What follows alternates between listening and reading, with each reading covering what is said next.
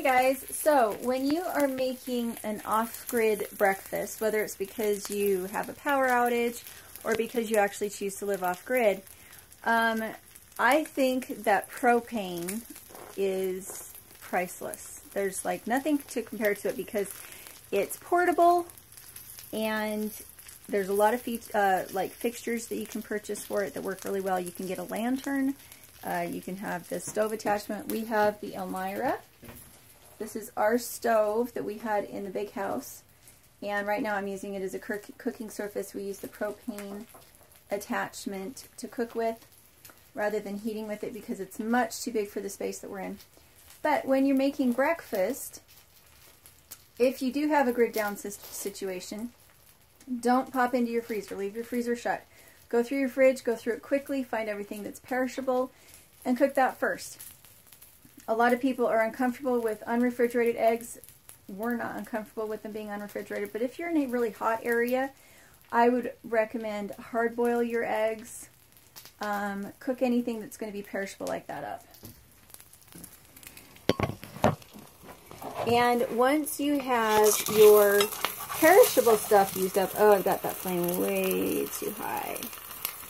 Once you have your perishables used up, then you can start doing things like oatmeal or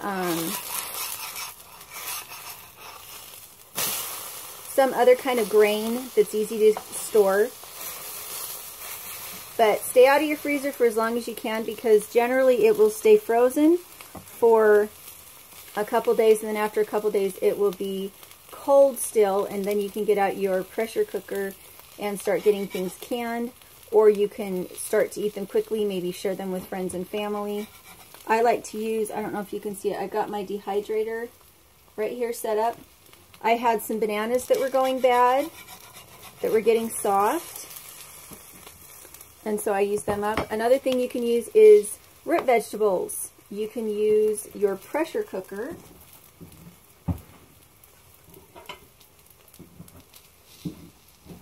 Now this is not a pressure canner. It could be used as a canner, but you don't really have the dials that tell you what your pounds of pressure are for your altitude. So I use this as a cooker. For one thing, what you can do is you can get your root vegetables, and it takes maybe 5 minutes to cook root vegetables if you cut them in smaller pieces. If you put the whole potato in, it's going to take 12 minutes of pressure.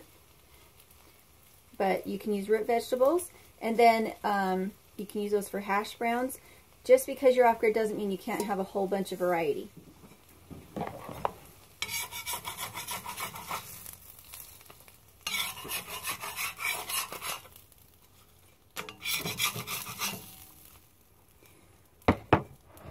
I do love to use cast iron. It works a lot better than thinner pans.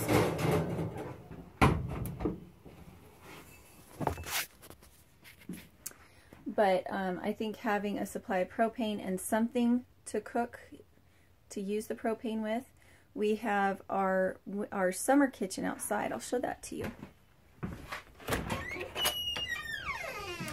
Our summer kitchen is out here. Right now we have the greenhouse plastic up to help keep things warm. But we have the oven here, which we also use in the winter as well because we don't have an oven on the stove running. But you can see down here, this is our, if I could point to it, this is our heavy duty Camp Chef range that we use in the summer, and it cooks a lot faster than this little one. So we don't keep the oven on here in the summer. We move it and put it on something else. We just have it stored here because we're not using it right now. It's also where in the summer when things are way too hot to be cooking inside, that is where I heat up the water.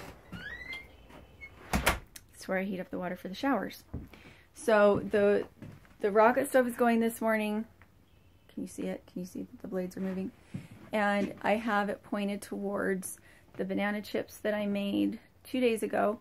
It is slow to dry in one of these dehydrators, but it is thorough and it works. Probably takes, I don't know, it kind of depends on how hot it is in here. These are almost done, and I did them 2 days ago. And most of that time I haven't been here. I have been running back and forth doing a lot of work in at my parents'. I was here last night and I was here the night before last night. It kind of depends on how the baby goats are doing. It's just difficult for me to work in here without Wi-Fi.